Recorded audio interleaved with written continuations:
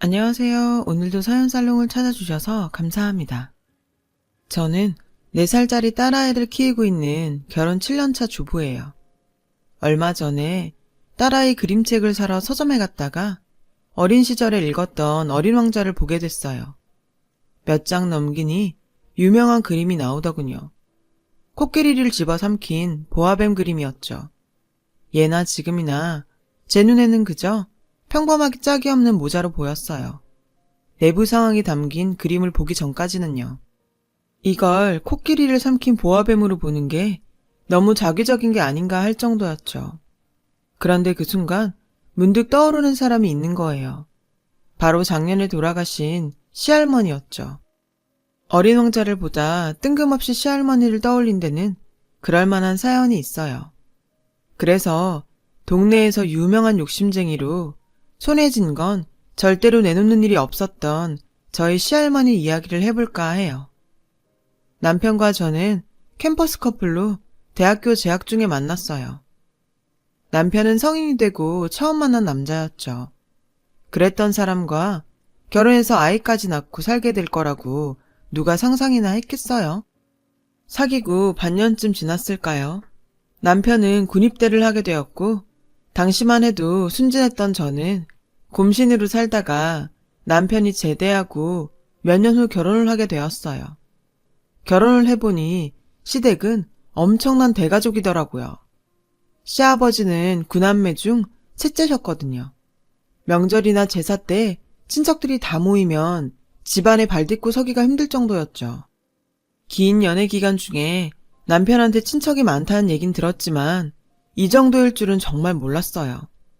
게다가 시할머니 성격이 장난이 아니라서 인사드리러 가는 날을 앞두고 걱정이 이만저만이 아니었죠. 그래도 손주 사랑은 할머니라는데 별일이야 있겠냐 싶었죠. 그런데 그건 제 오산이었어요. 들어서 아는 것과 실제로 경험하는 건 천지 차이더라고요. 시할머니는 작은 체구에 호리호리한 체격을 가지셨지만 풍기는 아우라가 상당했어요. 딱 여장부 스타일이었죠. 모르긴 해도 모성애보다는 자기 애가 더 강한 분 같았어요. 제가 준비해간 홍삼 세트를 드렸더니 엄청 좋아하시며 바로 안방 장롱에 숨기시더라고요. 자식들이나 손주가 오면 꺼내주시려고 그러시나 했죠. 그런데 아니더라고요.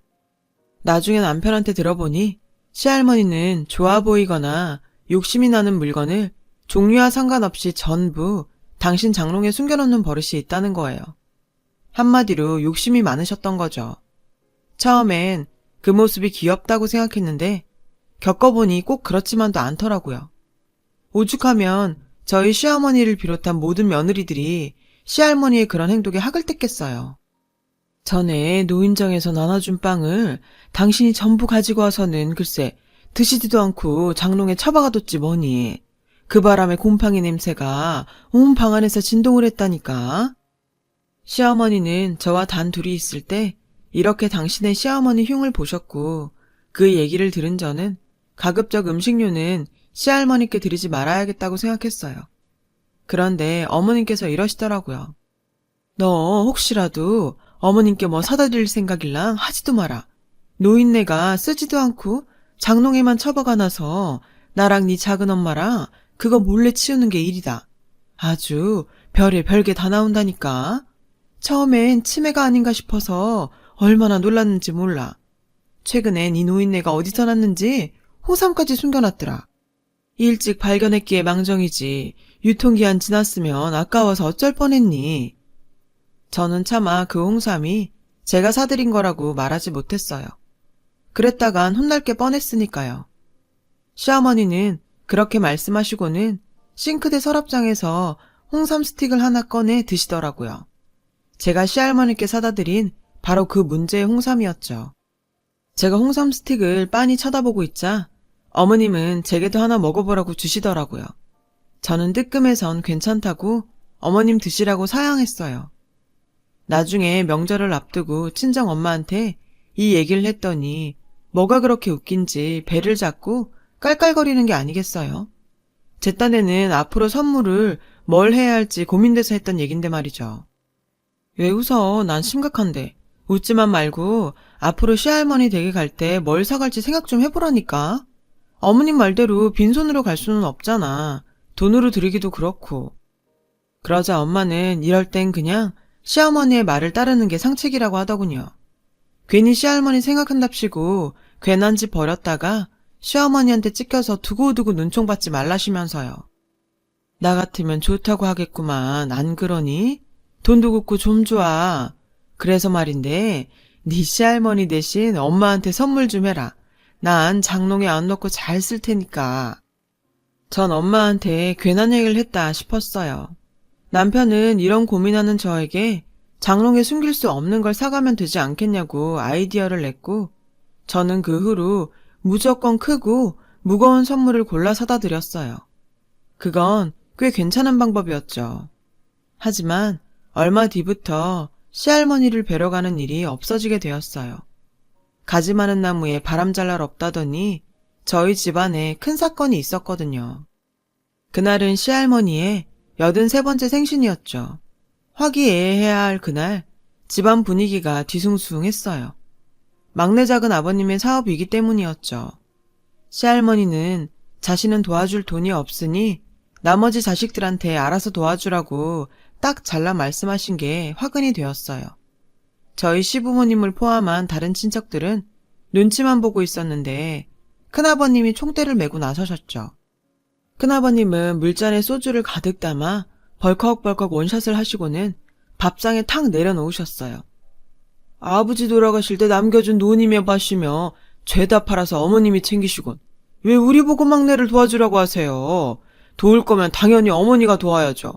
이제와 하는 말이지만 그동안 저희는 구경도 못했어요.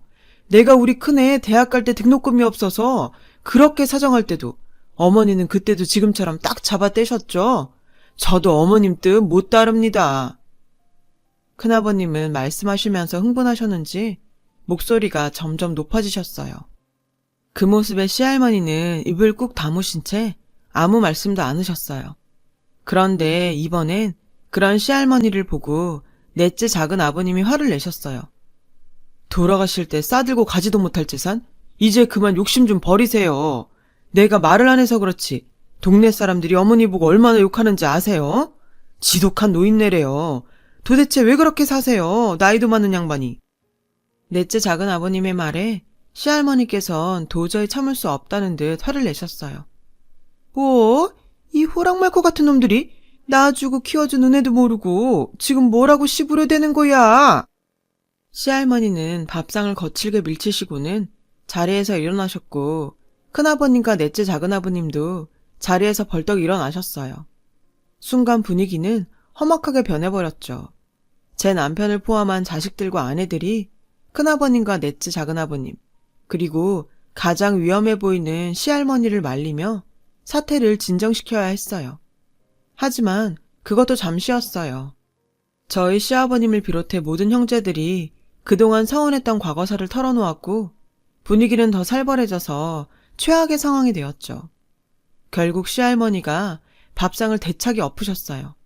그리고는 역정을 내시며 자식들 다 필요 없으니 모두 다 나가라고 소리치셨죠.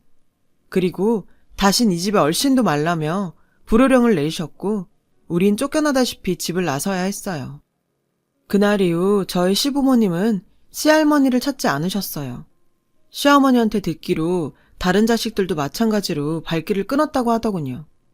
시할머님이 연세도 있으신데 괜찮을까 걱정이 되었지만 제가 가운데서 할 수 있는 일은 그저 가끔 안부 전화를 드리는 게 전부였어요. 처음엔 내 시어머니가 시켰냐며 전화할 필요 없다고 말씀하셨지만 이후로도 종종 전화를 드렸더니 반가워하시는 게 느껴지더라고요.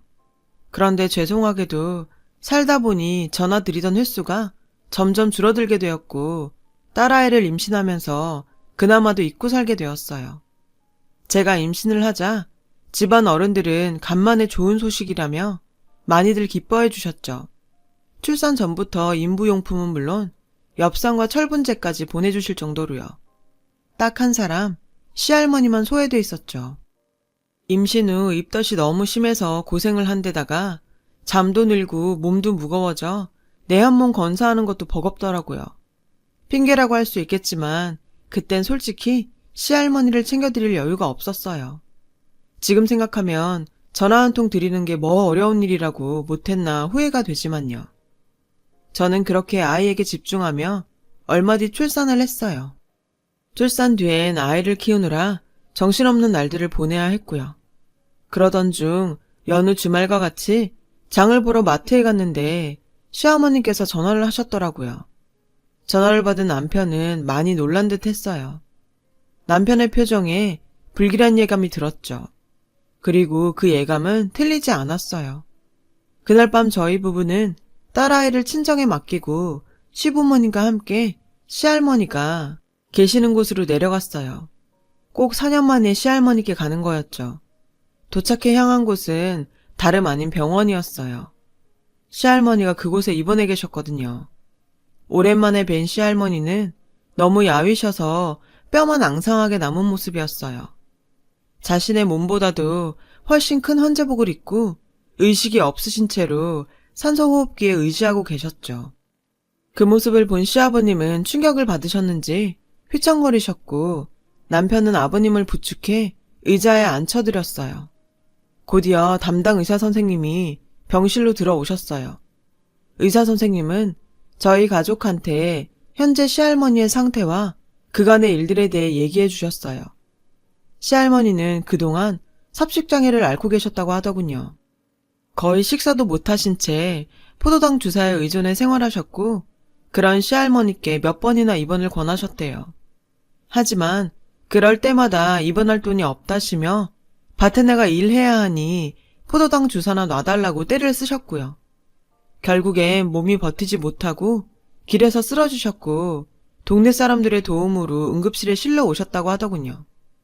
그동안 자식들이 한 번도 보이지 않아 독거노인인 줄 알았다며 어떻게 부모가 저지경이 되도록 들여다보지도 않았냐고 화를 내셨죠. 의사 선생님의 말을 듣는 내내 가족들은 아무 말도 할 수 없었어요. 아버님은 고개를 푹 숙인 채 모든 게 자신 탓이라며 자책을 하셨죠. 시어머니가 설마 이대로 못 깨어나시는 건 아니냐고 물었고 의사 선생님은 할머니가 연세도 있으시고 이미 모든 장기의 기능이 떨어져 있어서 얼마나 버틸 수 있을지 장담할 수 없다고 하셨어요. 마음의 준비를 하는 게 좋겠다고 말이죠. 그런데 그 다음 말에 심장이 쿵 내려앉는 것 같았어요. 환자 본인이 살고자 하는 의지가 없어요. 평소 식사는 물론이고 필요한 약도 제대로 드시지 않은 것 같고요. 혹시 충격받으실 만한 일이 있었던 건 아닌가요? 가족들은 아무 말도 하지 못했지만 속으로는 같은 생각을 하고 있었을 거예요. 그건 4년 전 시할머니 생신날 있었던 가족 간의 다툼이었죠. 그것 외엔 이유랄 게 없었으니까요. 그날 저녁 시아버님은 완도에 계신 큰아버님을 비롯해 모든 형제에게 이 사실을 알렸고 가족들은 오랜만에 한자리에 모이게 되었어요. 하지만 누구도 쉽게 입을 떼지 못했죠. 그렇게 한참 시간만 흘렀고 보다 못한 저희 시아버님이 얘기를 꺼내셨어요. 형도 누나도 옛날 일은 잊어버리자. 그래도 여자 혼자 몸으로 우리 구남매 키우신 분이잖아. 가슴에 섭섭한 거 하나쯤 다들 있는 거 알지만 그래도 그동안 우리 시집 장가 다 보내주셨고 노인네가 지금껏 우리 손 하나 빌리지 않으셨잖아. 그냥 그걸로 다 갚았다 치고 남은 시간 우린 우리대로 자식된 도리는 했으면 좋겠어. 그냥 형은 어떻게 생각해? 저희 시아버님의 말에 큰아버님은 담배만 연거푸 피우셨고 고모님들은 조용히 눈물을 보이셨어요. 그 뒤로 구남매는 순번을 돌아가며 한 주씩 시할머니의 병간호를 맡아 하기 시작했어요. 그러는 중에 직장에 다니는 고모님이나 남편을 대신 간병하게 된 아내들은 불만을 보이기도 했지만요. 그렇다고는 해도 상황이 상황이니만큼 합심해서 병상을 지켜나갔어요. 그렇게 모든 순번이 돌아간 2달하고 보름 뒤 시할머니는 숨을 거두셨어요. 딱 한 번 의식이 돌아오신 적이 있었는데 당시 병상을 지키던 5째 고모 얼굴을 확인하시고는 잠이 드셨다고 해요. 그래도 시할머니가 당신 곁을 지키는 자식이 있다는 걸 알고 가셔서 다행이란 생각이 들었어요. 장례를 치른 뒤 시어머니와 함께 할머니 목까지를 태우러 다시 내려갔어요. 거기서 처음 장롱을 열어보게 되었죠. 장롱 안에는 듣던 대로 별의별 물건들이 다 들어있더군요. 뜯지 않은 화장품부터 누구한테 받은 건지 갖가지 주전부리들, 달력, 당금주까지 종류도 다양하더라고요. 평소 같았으면 장롱 안을 치우시면서 한 소리 하셨을 시어머니지만 그날은 그러지 않으셨어요. 코끝이 시큰하시는지 훌쩍이시며 묵묵히 물건들을 치우셨죠. 그리곤 장롱 안쪽에 들어있던 보따리를 풀어본 순간 어머님은 주저앉아 흐느끼기 시작하셨어요. 안에는 오래된 통장이 있었는데 통장에 10,000원, 50,000원, 30,000원 이런 식으로 푼돈이 입금되어 있었죠. 그리고 예금명에 내 장례비라고 적혀 있었어요. 아마도 창구 직원에게 그렇게 찍어달라고 하셨던 모양이에요. 나중에 안 사실인데 저희 시할머니는 글자를 모르셔서 당신 이름도 혼자 적지 못했다고 하더라고요. 당신이 죽고 자식들이 봐야 그 돈으로 장례를 치를 테니 직원을 시켜 그렇게 적어놓으신 것 같았어요. 그 통장을 내려다보시며 시어머님은 한참을 우셨고 저도 눈물을 흘렸죠. 그 사이 옷가지를 챙기러 갔던 어머님과 제가 오지 않자 시아버님과 남편이 왔고 문제의 통장을 보고는 당신도 참지 못하시고 울음을 터뜨리셨어요. 이후 아버님의 형제분들도 그 통장을 보시고는 한참이나 눈물을 흘리셨죠. 결국 집안이 눈물바다가 되고 말았어요. 마지막 가시는 길까지 자신이 아닌 9자식들을 먼저 생각했던 어머님의 마음을 그제야 알게 된 거였죠. 하나같이 눈이 퉁퉁 부은 자식들을 보며 당숙 어르신은 형수가 자식 농사를 아주 잘 지었다며 그렇게 고생만 하더니 마지막은 호강한다고 웃으셨어요. 그런데 당숙 어른을 통해 의외의 사실을 알게 되었지 뭐예요. 4년 전 큰아버님을 말씀하셨던 시할아버님의 유산 얘기였죠. 알고 보니 시할아버님이 남겨주셨다는 논과 밭은 시할아버님이 살아 생전에 이미 빚으로 다 날리셔서 그동안 그 논밭에 소작을 맡아왔던 거라더라고요. 시할머니는 자식들에겐 남편의 빚에 대해서 입도 뻥긋하지 않으시고 당신 혼자 전부 짊어지셨던 거죠. 평생을 가난과 싸워가며 9남매를 키워야 했던 시할머니는 뭐 하나 온전히 당신을 위해 써보지도 못했고 그런 습관이 몸에 밴 탓에 선물을 받으면 무조건 장롱에 넣으셨던 거예요. 그런 모습이 욕심 많은 노인네로 보였던 거죠. 살아 생전에 이런 말씀을 직접 해주셨더라면 오랜 시간 동안 오해하며 살지 않아도 됐을 텐데 그 점이 많이 안타까웠어요.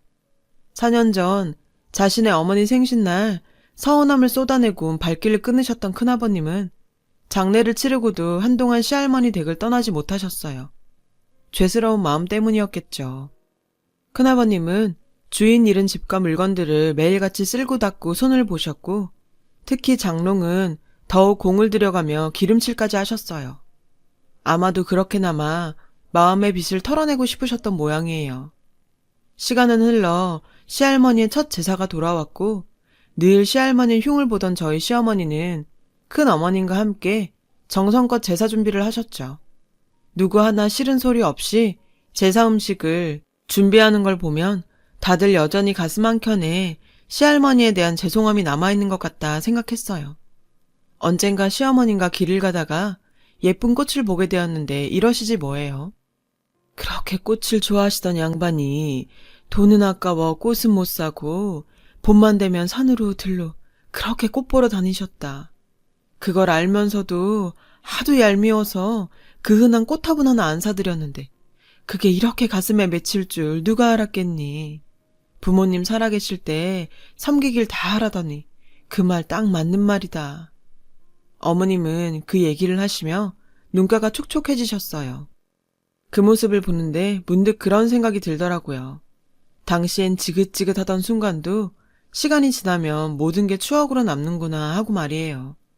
하지만 적어도 한 가지만큼은 절대로 추억이 될 수 없을 것 같았어요. 시할머님이 살려는 의지가 없었다던 의사 선생님의 그 말이요. 그 말이 제게는 정말 충격적이었거든요. 그런데 하루는 요가 수업을 듣다가 이런 얘기를 듣게 되었어요. 누군가 죽고 싶다는 말을 한다면 사실 그건 살고 싶다는 반어적 의미일지도 모른다. 그 말의 순간 저도 모르게 하염없이 눈물이 흐르더라고요. 시할머니는 어쩌면 죽고 싶었던 게 아니라 살고 싶었던 걸지도 모른다는 생각이 들어서였죠. 누구보다 자식들을 곁에 두고 행복한 삶을 꿈꾸셨을지 모른다는 생각에 몇 년간을 발길을 끊고 지냈던 지난날을 후회하고 참회하게 되었어요. 이젠 너무 늦어버렸지만요. 하지만 비 온 뒤 땅이 굳는다고 시할머님이 돌아가신 이후로 집안에 많은 변화가 생겼어요. 특히 시할머니 혼자 지내시던 집은 더더욱 그랬죠. 첫 제사 이후 시할머니의 집은 구남매의 별장이 되었어요. 여름에는 피서로, 평소에는 만남의 광장이 되었죠. 마당에는 꽃나무가 가득 심어졌고요. 그리고 문제의 장롱 위에는 시할머니의 영정사진이 떡하니 놓이게 되었어요. 그 안은 갖가지 것들로 가득 채워졌고요. 구남매와 손주들이 채워 넣은 것이었죠. 한 명이 시작하니 마치 경쟁이라도 하듯 선물이며 편지, 전해드리고 싶은 소식들을 적어서 장롱에 넣어두고 있어요. 하늘에서 지켜보실 거라 믿으면서요. 사실 저도 장롱에 넣고 싶은 물건이 하나 있어요. 다름이 아닌 저희 시어머님이 중간에서 가로챘던 홍삼정이요. 처음 남편이 인사를 가자고 할 때 시할머니는 어떤 분이실까 긴장하며 골랐던 저희 첫 선물인데 제대로 전달이 안 돼서 속상했거든요. 그래서 이참에 한 상자 넣어드렸어요. 그런데 장롱문을 닫는 순간 장롱 위에 놓인 시할머니 영정사진과 눈이 마주쳤지 뭐예요. 왠지 저를 보며 웃고 계신 것 같아서 괜히 뿌듯하더라고요. 할머니, 거기서는 숨겨놓지만 마시고 꺼내두고 맛있게 드세요. 저는 누가 볼까 싶어 사진 속 시할머니께 속삭이듯 말했어요. 말도 많고 탈도 많았지만 다행히도 그렇게 시할머님은 자신을 둘러싼 오해와 벽을 허물고 가족들 모두에게 애틋한 존재로 남으셨어요. 어쩌면 지금쯤 저 높은 곳에서 자식들을 내려다보며 미소 짓고 계실지도 모르죠. 비록 가족으로 지낸 시간은 짧았지만 시할머니 덕분에 저는 많은 걸 배우고 깨달을 수 있었어요. 가지 많은 나무에 바람 잘 날은 없지만 그 가지들이 한데 뭉치면 강한 바람과 시련도 이겨낼 수 있다는 걸요. 지금까지 제 이야기를 들어주셔서 감사드려요. 여러분의 가정에 행복이 가득하시길 바래요. 여러분, 사연 댓글에 응원과 현명한 조언 부탁드려요. 좋아요와 구독은 저에게 큰 힘이 됩니다. 오늘도 좋은 일 가득하세요.